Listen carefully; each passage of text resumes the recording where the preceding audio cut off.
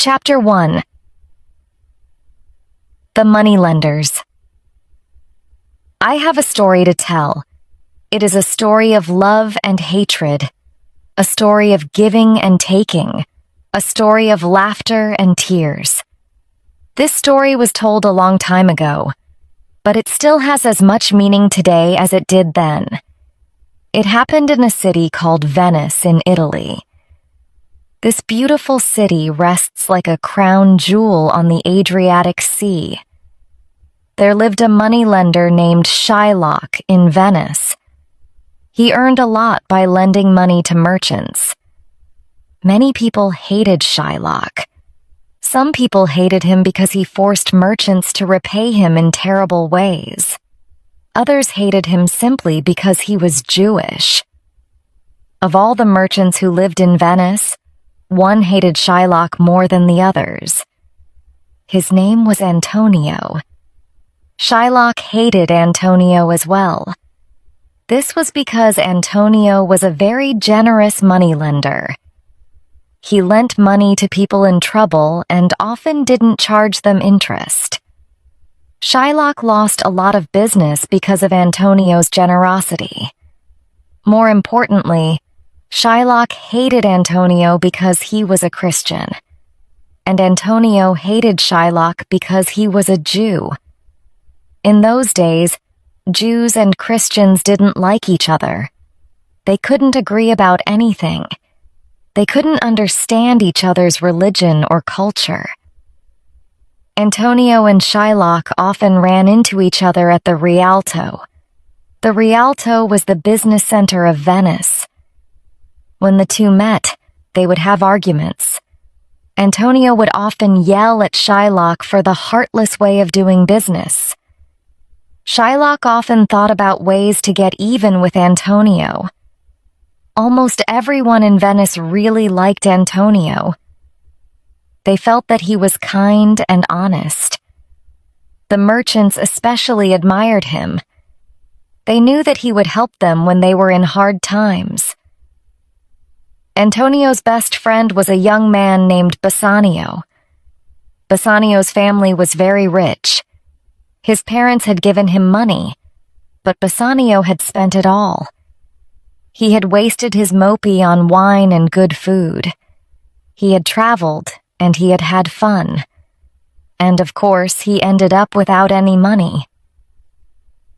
This was very common for young men during that time. In the past, Antonio had helped him in many ways. In fact, he already owed Antonio lots of money. Antonio never said no to Bassanio. It seemed Antonio was happy to share his money with his friends. One day, Bassanio came to Antonio for another loan. "Antonio, I have great news. I've fallen in love with someone. Her name is Portia. She's the most beautiful woman in the world. And not only that, she's rich too. Her father passed away recently, and she's going to inherit lots of money." "That's wonderful news, Bassanio," said Antonio. "It sounds like she is a wonderful woman, but does she love you as much as you love her?" "Of course she does. When she looks at me, her eyes are full of love and respect. Listen, I want to buy some gifts for her. The only problem is that I don't have any money right now. I know I owe you a lot of money, but can I borrow a little more? I promise I'll pay you back." "Bassanio, you know that my money is your money. I'd gladly lend it to you any time. The only problem is that I don't have any money right now. I've spent all of my money on merchandise. I can't help you. I'm sorry." "What should I do?" asked Bassanio. "She'll never marry me unless I give her some gifts." "Don't worry," said Antonio. "I know what you can do. You can borrow money from a moneylender named Shylock. He always has money on hand. He'll certainly lend you money if I sign a loan agreement. and the ships will come in any day now. I'll make lots of money when my merchandise arrives. I'll pay him back then. Thanks, Antonio. You really are a great friend. While Bassanio and Antonio were out to find Shylock, Portia was facing her own problems. Portia's father had arranged conditions of her marriage before he died. He didn't trust Portia's judgment.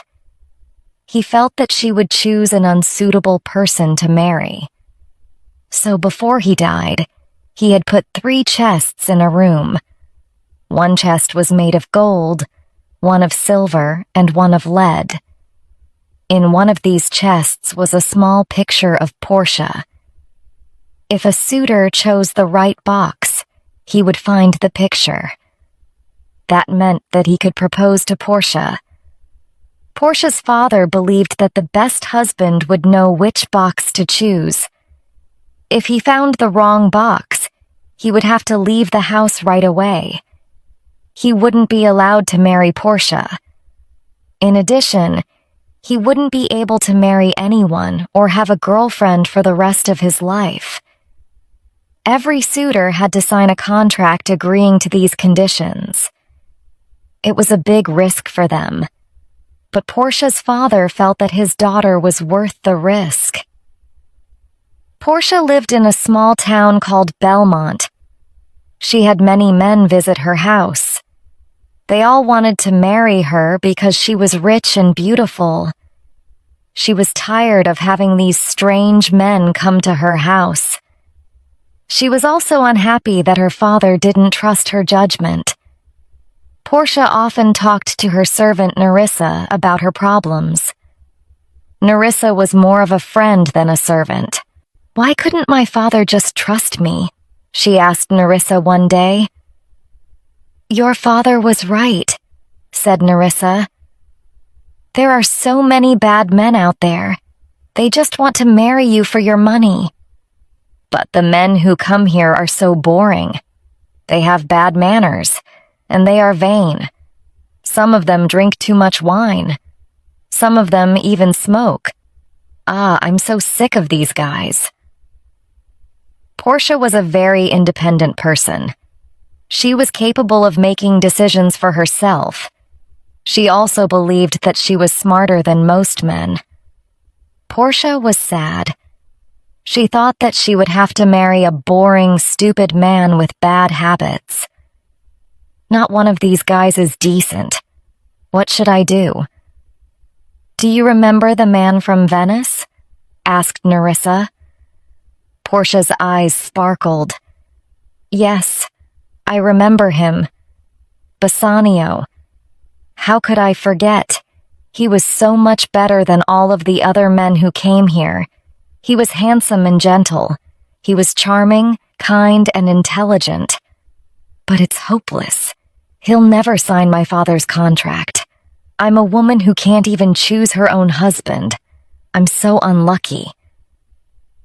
Another servant then entered the room. "Madam, a message has arrived from the Prince of Morocco. He will be arriving tomorrow." "Great. Another unsuitable suitor. I wonder what problems this one will have." Chapter 2. The Loan.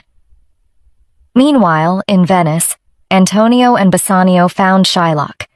He was at the Rialto as usual. "Shylock, I have a request for you," said Antonio.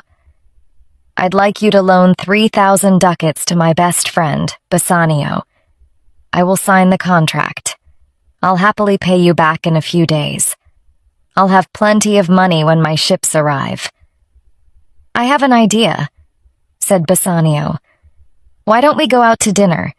We can talk more about this loan."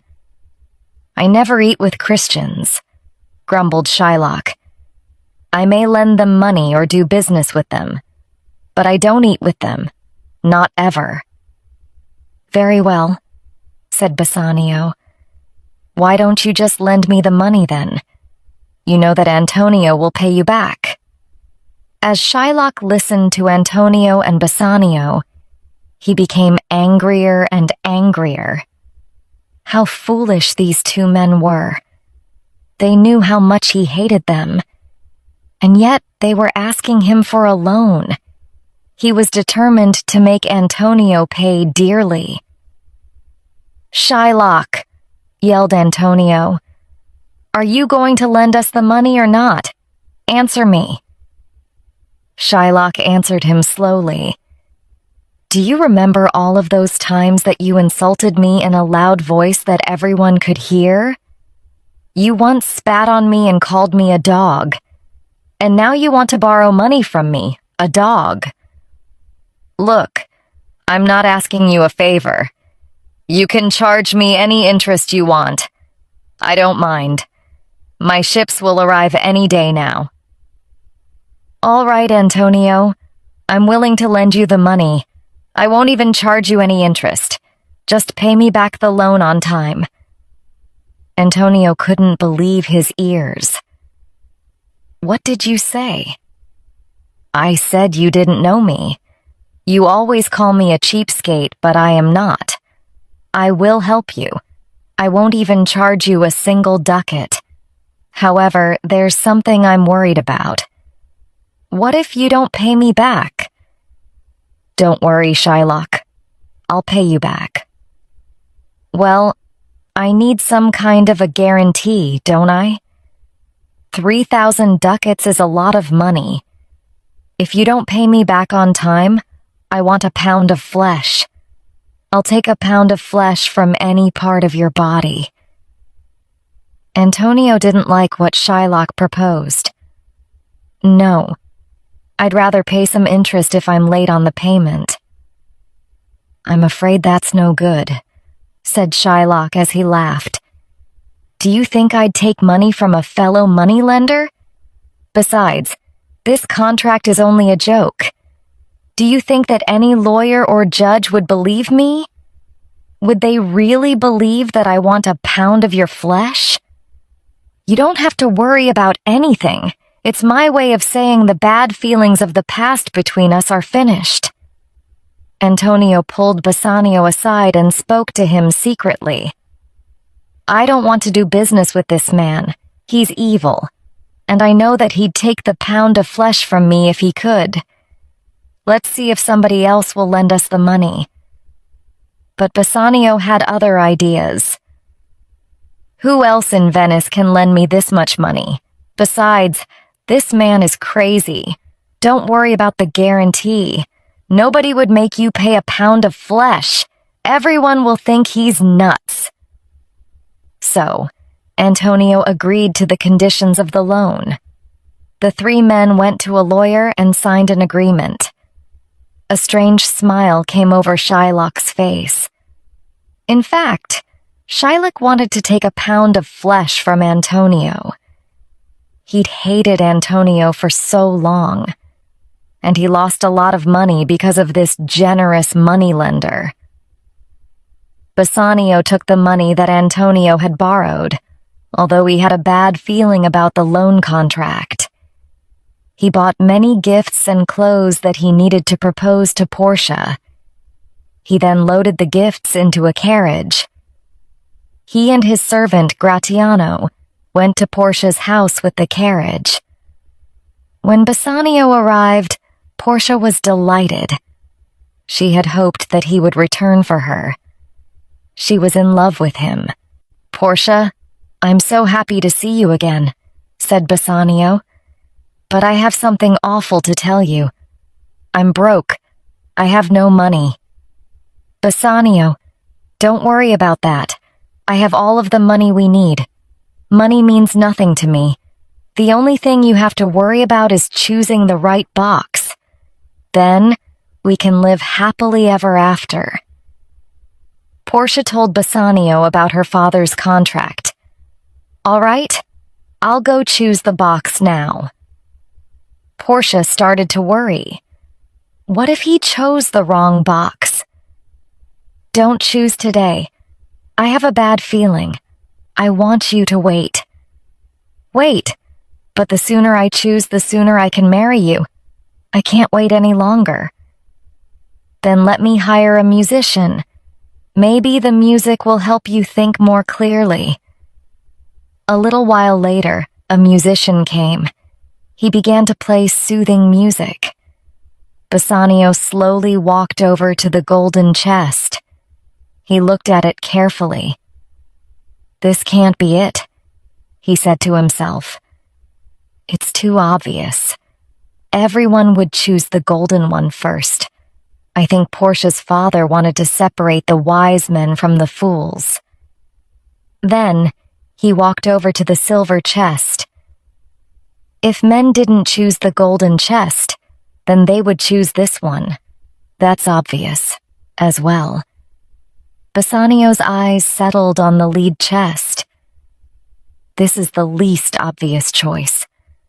I don't think anyone else would choose this one. He opened the box. He gasped. He couldn't believe his eyes. In the box was a small picture of Portia. Bassanio could now marry her. He was so happy that he couldn't even speak. Portia put her arms around him and said, "Oh, Bassanio, I'm the luckiest woman in the world. Yesterday, I was just a girl with a lot of money. Today, I'll be a wife. Please, take this ring and show me you will accept my proposal. Put it on and promise me that you'll never take it off." "I am lucky too," said Bassanio. "Yesterday, I was poor and lonely. Today, I will be married to the most beautiful woman in the world. I promise that I'll wear this ring forever, until I die. I swear." It was a very happy moment. Gratiano felt that it was a good time to ask Bassanio something. "Since you're getting married, I'd like to get married too." "Well, that's wonderful," said Bassanio. "But who are you going to marry?" "I want to marry Nerissa." Bassanio and Portia were very surprised. "I didn't know you wanted to get married, Nerissa," cried Portia. "This is a great day." That evening, the couples got married. Bassanio and Gratiano wore golden rings that they promised never to take off. They were the happiest men in the world. Chapter 3. The Debt. A few days later, a messenger arrived at Portia and Bassanio's house. Bassanio received the letter and opened it. It read, "Dear Bassanio, midships have all sunk. I am in big trouble.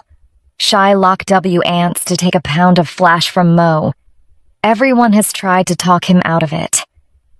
F. Ven, the Duke of Venice, has tried, but no one has had any success. I am going to die.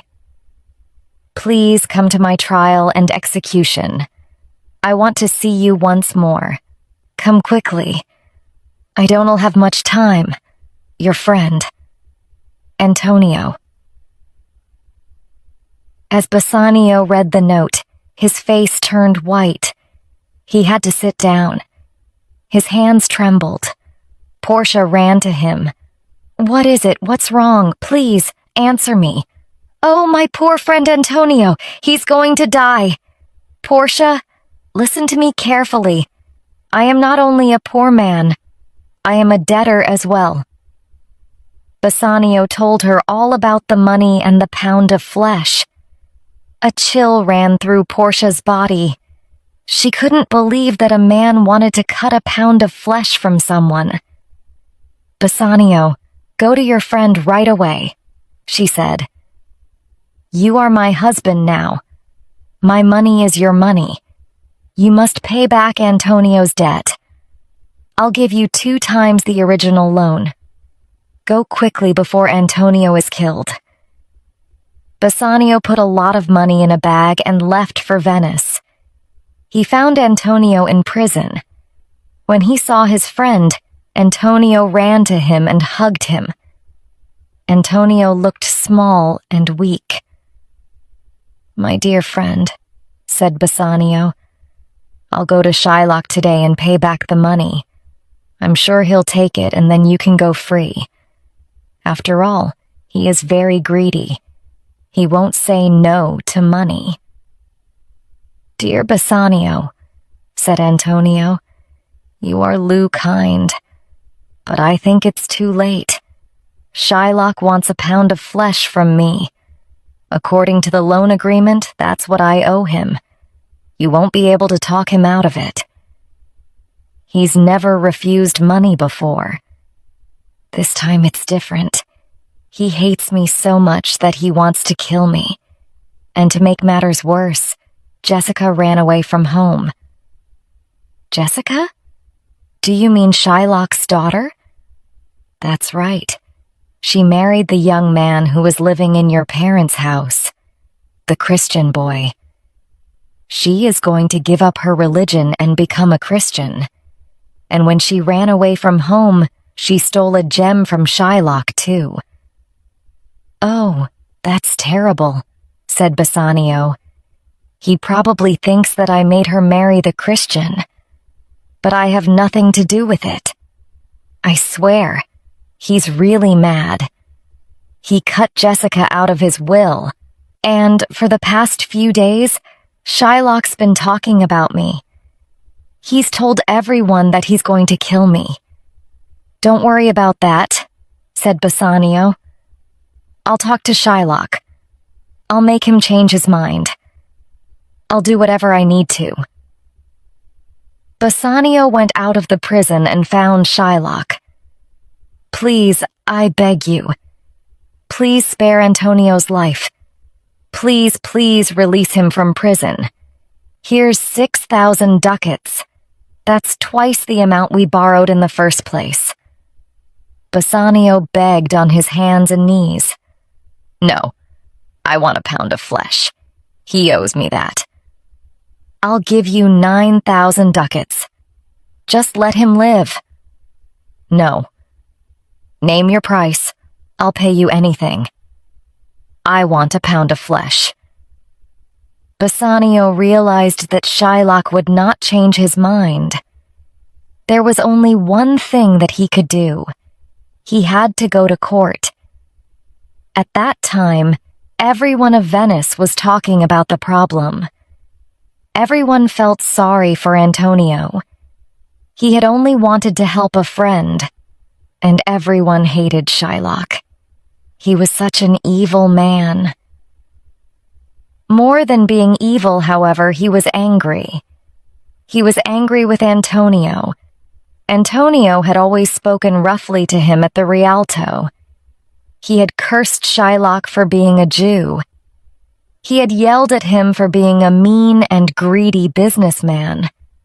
Shylock was also very angry about his daughter. His whole world was a dark and nasty place. And he had nothing but hatred in his heart for these two Christians, Antonio and Bassanio.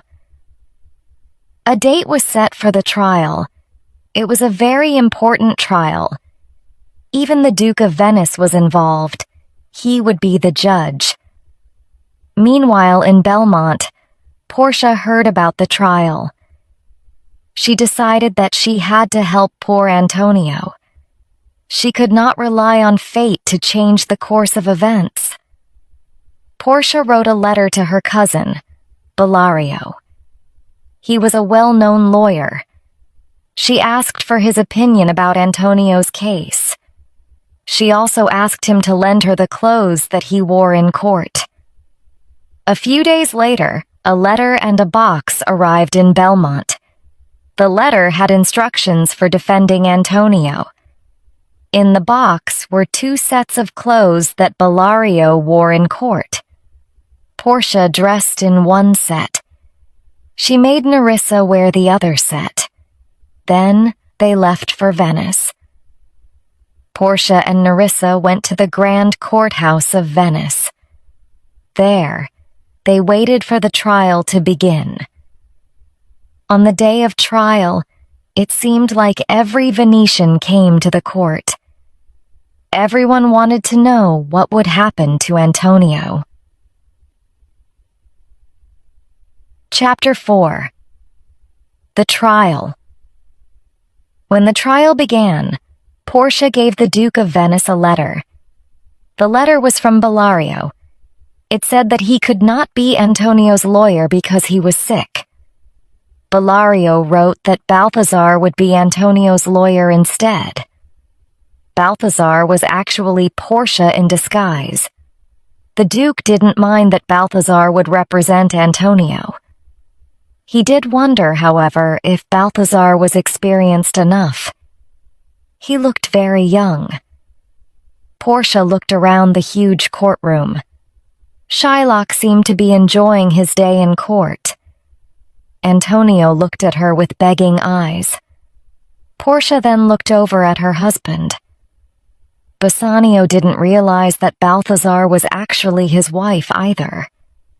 As the trial began, the room grew quiet. Portia spoke to Shylock first. "Sir, according to the agreement, you can take a pound of flesh from Antonio. There's no question about that. But I want to remind you of another choice, of a more noble choice. You could choose to be merciful. You may ask, what is mercy? Well, I'll tell you. Mercy is like the gentle rain. It falls from heaven. It blesses everyone. It blesses the person who gives mercy and the person who takes it. Mercy makes you feel like a king. You have all of the power in the world. You have the power to give Antonio his life. It is only through mercy that you can do this." All of the citizens in the courtroom agreed with Portia. Everyone except for Shylock. "I don't care about mercy. I only want justice," he yelled. "Well, why don't you just allow Antonio to pay you back?" "It's too late for that now. I don't want money. I want my pound of flesh. Read the contract. It says that I can take the pound of flesh. And it says that I can take it from the place nearest to his heart." "Antonio, you must get ready to die then," said Portia. Everyone in the crowd gasped. They couldn't believe what they were hearing. "Shylock," said Portia in a pleading voice, "please, take this money and let me tear up the loan contract." Shylock said, "I will never change my mind, not for any reason." He began sharpening his long knife. He couldn't wait to cut into Antonio. Portia turned to Antonio. "Do you have anything to say before you die?" "No," said Antonio. "I am ready to die." Then he turned to Bassanio. "Goodbye, my friend. Don't blame yourself for my death." Bassanio was crying. "Oh, Antonio, I would do anything to save your life, but there's nothing I can do. I'm so sorry. You are the best friend in the world." "Enough of this," yelled Shylock. "Let's get on with it. I want my pound of flesh." Portia asked the Duke, "Is the scale ready?" The Duke nodded. "Is the doctor here?" "What doctor?" asked Shylock. "There should be a doctor here. Antonio shouldn't bleed to death." But of course, Shylock wanted him to bleed to death. "The contract says nothing about a doctor." "But surely we need a doctor here. It's the only decent thing to do." "The contract says nothing about a doctor," Shylock repeated. "All right," said Portia. "A pound of flesh is yours. The law allows it. The court awards it." Shylock was very happy that he could finally kill his enemy. He was very pleased with the young lawyer. "You are such a good lawyer," he said. "You understand justice." Shylock picked up his sharp knife. It was bright and shiny. The moneylender had an evil look in his eyes. "Come here," he said to Antonio. "Just a minute," said Portia. "There is another thing I need to tell you. This contract doesn't give you a drop of blood. If Antonio loses a drop of blood, you will break the law. The city of Venice will take all of your money and land. Do you understand?" Shylock didn't know what to say. Everything had changed. He couldn't possibly get his revenge now. His face turned red with anger. Everyone was very impressed with this young lawyer. Balthazar used the terms of the contract to save Antonio. There was no mention of blood in the contract. Shylock could not take any blood. Therefore, he couldn't take any flesh either. The people in the courtroom clapped their hands. "Hooray for Balthazar!" Shylock slammed his fist against the table. "Well, where's my money then? If I can't have my pound of flesh, I want my money." "Here it is." Bassanio happily threw him a bag with 3,000 ducats inside. Shylock began to walk away. "Not so fast," said Portia. "You tried to murder someone. By law, you must give all of your money to the city of Venice. You could also be killed. You are at the mercy of the Duke of Venice. Get down on your hands and knees. Beg him for forgiveness." "No," said the Duke. "I don't think anyone should have to beg for their life. It isn't right. I must make an important decision, and I must think about it carefully. I want Shylock thrown in jail tonight. Tomorrow I will tell you what his punishment will be." Everyone left the courthouse that afternoon. They walked through the streets, talking about the trial. No one could remember a more unusual day. Chapter 5. The Sentence. The next morning was gray and rainy. Shylock felt that it was the last day of his life. The atmosphere of the courtroom was very gloomy. The crowd hated Shylock, but nobody wanted him to be killed. When the Duke walked in, everyone became very quiet. "Most people understand mercy," said the Duke at last. "It seems that you, Shylock, don't understand it. I am a human being. I understand mercy, and I understand the value of a human life. In the spirit of mercy, I forgive you. I will spare your life. I must punish you, though. If I don't, maybe other people will act like you. You must give half of your money to Antonio and the other half to the city of Venice." Antonio was always a generous man. Even after all that had happened, he didn't change. He knew that Shylock's daughter, Jessica, was poor. "I have a request about the money," said Antonio. "What is your request?" asked the Duke.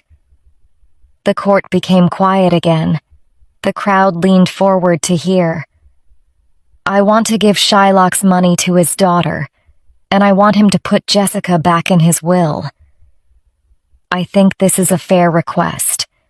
Shylock, I order you to give half of your money to Jessica, and you must write her back into your will. If you don't do this, I'll throw you in jail for the rest of your life." Shylock felt sick. He had failed to get revenge on Antonio. He had lost his money. He hated everyone. "Fine, I'll do what you want. Just let me go now. I am not feeling well." Shylock was set free. He walked through the streets, pulling out his hair. He couldn't believe his luck. "Sir," said the Duke to Portia, "I have never seen such a clever lawyer in my life." I must admit that I was worried at first because you looked so young. If you're not too busy, please have dinner with me tonight. I'd love to talk about the law with you. Portia wanted to get home before her husband. I would love to, but I have another case that I must work on. I'm sorry. I'm just too busy to have dinner with you tonight. Oh, well, another time then. The Duke turned to Antonio. You should pay this lawyer well. You owe him an awful lot. Please, said Bassanio to Portia. Take these 3,000 ducats. That's how much we borrowed from Shylock in the first place. I don't want the money. I'll give you 3,000 more then. I don't want any money at all, said Portia. Instead, I want your wedding ring. My wedding ring? I'm sorry. This is the one thing in the world that I can't give you. I promised my wife that I would never take it off. I will find you the most expensive ring in Venice. I will buy it for you now. But I can't give you this ring. No way. I want your wedding ring, but I'm not going to beg. I see that you're too cheap to give it to me. Portia left the courtroom. She seemed angry. Actually, she was happy. Please, Bassanio, give him the ring, said Antonio. I know your wife will be mad, but think about what this lawyer has done for us today. I owe him my life. Don't you think that's worth your wedding ring? Bassanio felt ashamed. Antonio was right. He took off his ring and gave it to Gratiano. Go and find Balthazar. Give him this ring. When Gratiano found Portia, he gave her the ring. Nerissa, who was with her, said, You, Gratiano? You give me your ring too. Gratiano knew that he couldn't say no. He gave her his ring. When Portia and Nerissa were alone, they had a good laugh. They decided to play a trick on their husbands. Bassanio and Gratiano returned to Belmont that evening. They found their wives waiting for them. They kissed their wives. For a moment, everyone was very happy to be together again. Then, the women started yelling at them. Where's your wedding ring? Cried Portia. You gave our wedding rings to other women, screamed Nerissa. Please believe us, said Bassanio. We gave our rings to 2 young lawyers. The lawyers saved the life of my best friend. They said that they wanted our wedding rings as payment. They wouldn't accept anything else. Please understand, darling. They saved Antonio's life. Bassanio felt sad and guilty. I suppose that there is only one thing we can do, said Portia. Bassanio was afraid. Gratiano's knees were shaking. We must give you your rings back. Portia opened her hand. Nerissa opened hers as well. Bassanio and Gratiano couldn't believe their eyes. They were holding their wedding rings. Portia and Nerissa started to giggle. Then they laughed harder and harder. The men stood there with confused looks on their faces. Finally, Portia began to tell their story. Bassanio was amazed. His wife was even more wonderful than he had thought. She was the cleverest woman in Italy. She saved his best friend's life. He was overcome with happiness. As if this surprise weren't enough, a messenger soon arrived with another. The man brought news that Antonio's ships had not sunk. They had safely arrived in Venice. The goods were ready for sale. They couldn't have been happier. That night, they all celebrated under the beautiful Italian moon. They laughed, thinking about the rings and the trick Portia and Nerissa had played on Bassanio and Gratiano. Bassanio looked lovingly at his wife. "What's the scariest thing in the world?" he asked her.